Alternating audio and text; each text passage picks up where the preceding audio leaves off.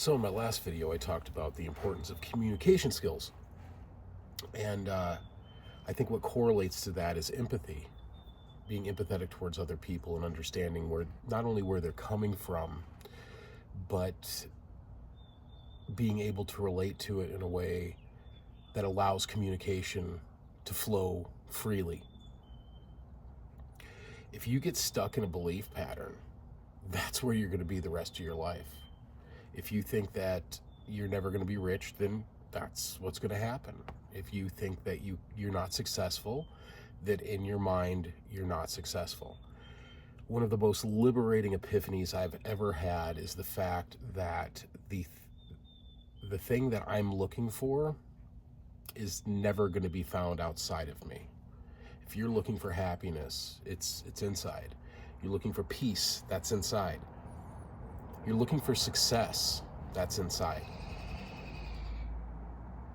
Truth is relative to the observer. So success means something different to everybody. I mean, for some people, it's a six-figure income. For other people, it's a homestead with a little farm and maybe a reading nook, you know?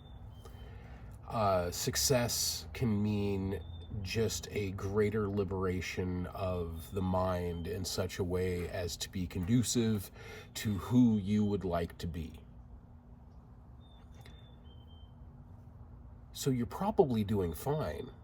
It's just the way you're looking at it that's not. You can switch your thoughts around pretty quickly, pretty easily. I've told this story before, but it's one of my favorite stories. Jesus and his disciples were walking through the desert and they came across a dead, rotting dog. And all the disciples looked down and then turned away in disgust. And they were just repulsed by it. And then Jesus came along and looked down and said, "Wow, that dog had really beautiful teeth." It's one of the sayings that I use the most. Look for the beautiful teeth on the dead dog. Whatever crazy situation you're involved in right now at this moment, something that you see horrible, find the beauty in it. Find the lesson. Look for the things that are going to get you through that particular situation. Nothing is meant to be bad for you. Even the darkness is divine.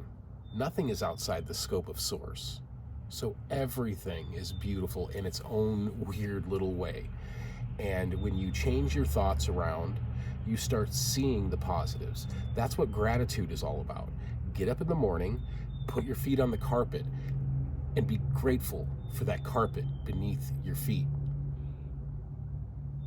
Be grateful for the people you have in your life. Be grateful for your home. If you're sleeping in a car, be grateful for the car that you're sleeping in. Gratitude goes a long way because it gets you out of your mind funk. It gets you out of that victim mentality bullshit, the woe is me nonsense.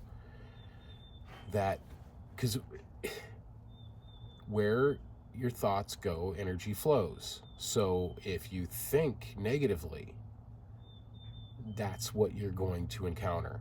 So if you're going through a rough patch, maybe go for a hike, get out in the forest. Maybe go to a place you've never been and say hi to somebody, or smile randomly at a stranger in Walmart, you know? What you put out comes back to you. Tenfold sometimes. So make the changes that you want to see, not only in your own life, but in the world around you.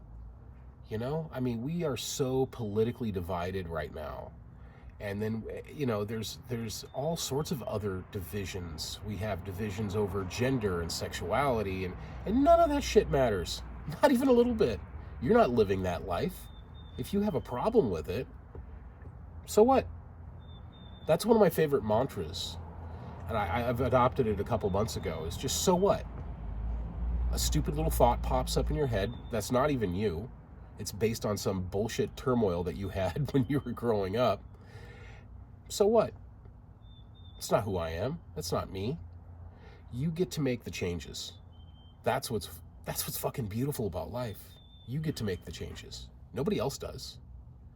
If you're in a shitty relationship and you know it's time to move on, but you're afraid because you're codependent, that might be an obstacle you need to jump through.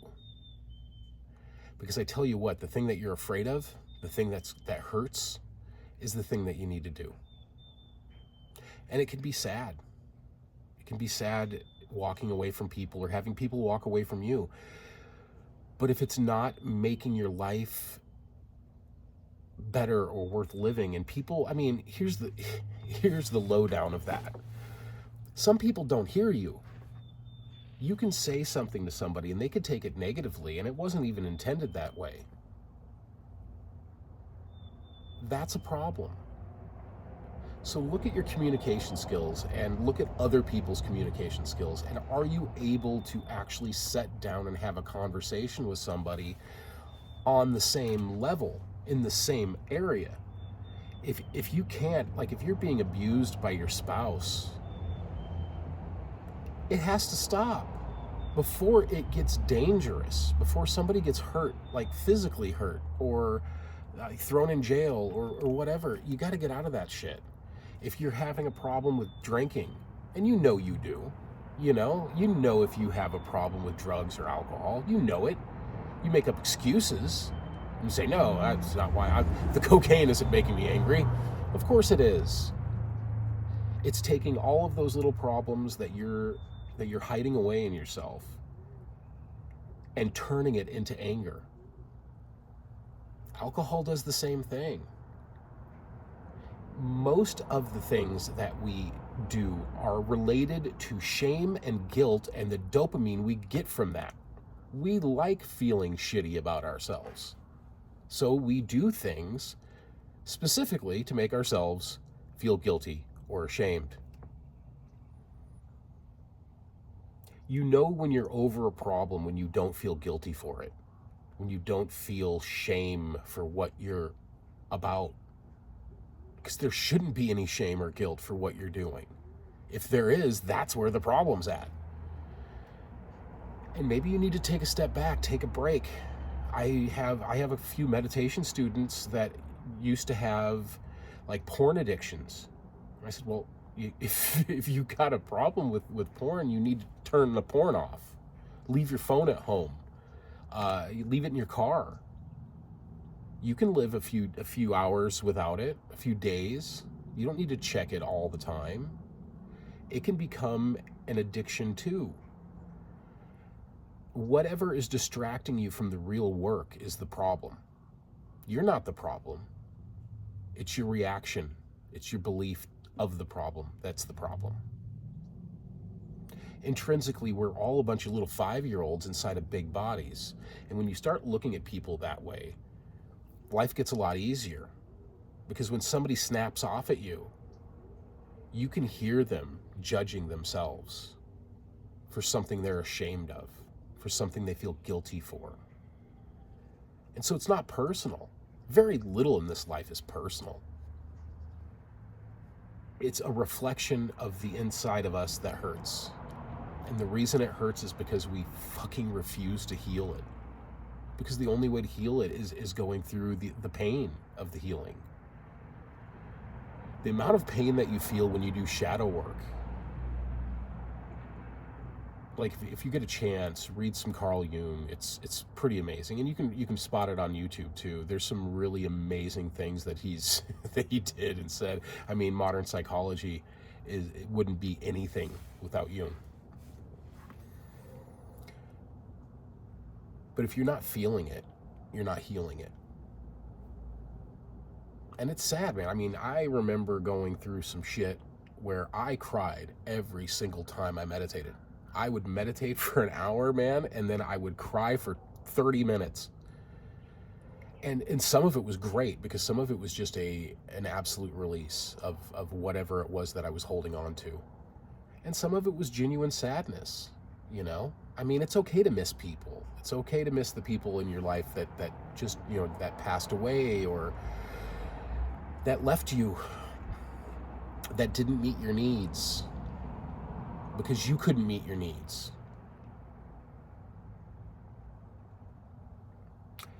Be easy and be gentle. Not with just with other people, but with yourself. God, that's so important.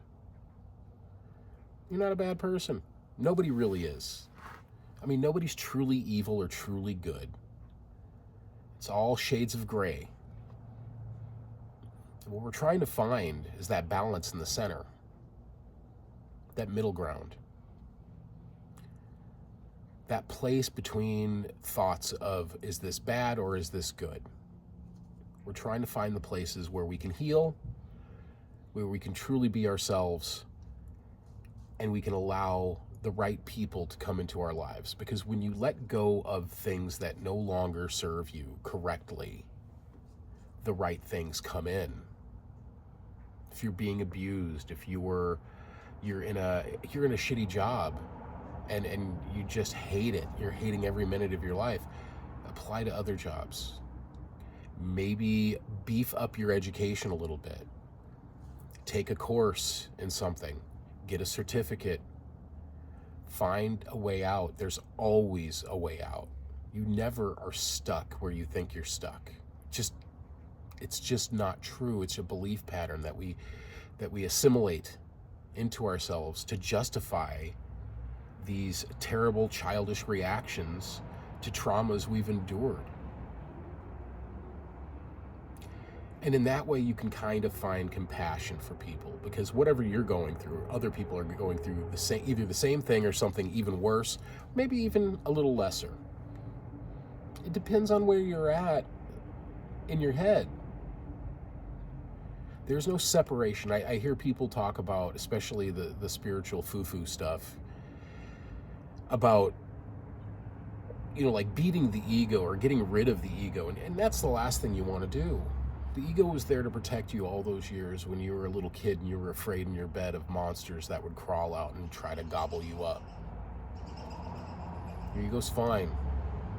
It just stopped maturing at a certain point. When you had a traumatic event in your life, it stopped maturing at that point. That's what you're getting rid of. You're not getting rid of the ego. You're getting rid of the beliefs that limit the ego. Because the ego is very important. It's your character. It's your sense of humor. It's your pot of gold at the end of the rainbow. So embrace that shit. Embrace that ego. See what it is. Get rid of the shame and the guilt attached to it. Get rid of the belief patterns that limit you, and move forward. Nobody's coming to save you except you. So, on that note, thank you for watching. Thank you for your comments. I really love them. And keep them coming. Much love.